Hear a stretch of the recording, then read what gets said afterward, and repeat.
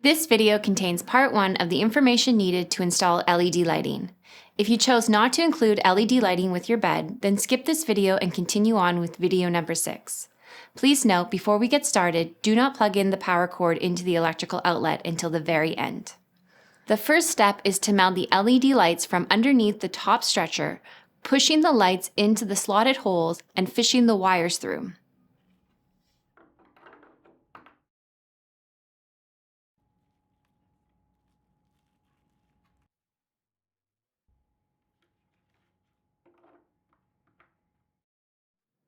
The next step is to install the light switch into the pre-drilled hole on the headboard.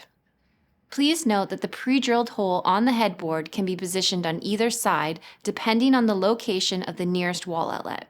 From underneath, fish the wire up through the pre-drilled hole until the switch is properly slotted into place.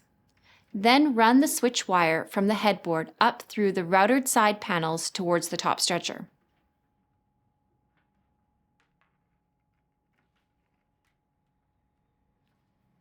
Now, starting from the bottom, run the power cord up the routered side panel and over top of the light switch wire. Leave enough slack on the plug end in order for it to reach the wall outlet, but also enough slack for it to reach the top of the cabinet. Both the cable and wire should fit snugly into the routed slot, but please be careful not to force them as this may damage the side panels.